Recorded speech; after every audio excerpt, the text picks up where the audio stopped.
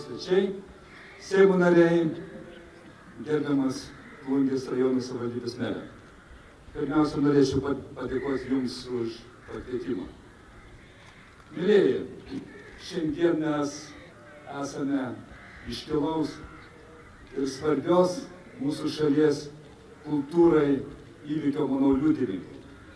Todėl, kad šiandien mes atidarome kunigaikščio Mykolo Oginskio dvaro rūmus.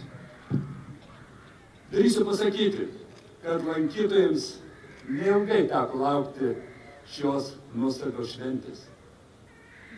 Tokią išvadą darau dėl to, kad Lietuvos restauratoriai tikrai per trumpą gana laiką restauravo šios rūmus laiku ir įsisavino senasias technologijas ir atkūrė šiuos dvaro rūmus autentiškus.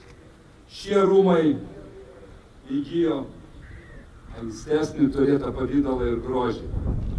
Todėl šiandien drąsiai galiu pasakyti, kad šie rūmai pritrauks ir į Žemaitijos kraštą papildomus turistus.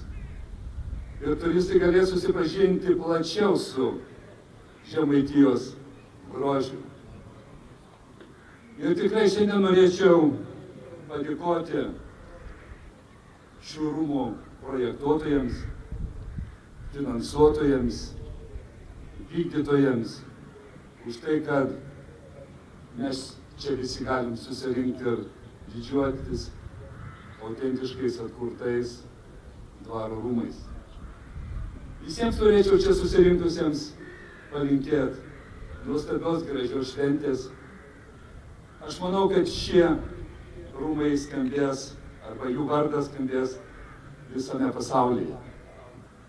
Ir baigdamas, dar norėčiau įteikti dviems iškiliems šio Plungės rajono garbės piliečiams padėkas už tai, kad jie organizuoja tarptautinį muzikinį simfoninį festivalį.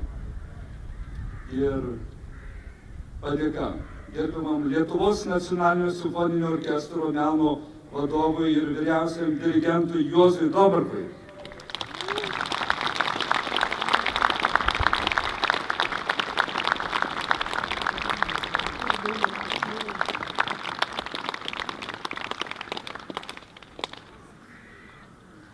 Ir kita padėka gerbiamam Klaipėdos valstybinio muzikinio teatro meno vadovui Stasiui Domarkui.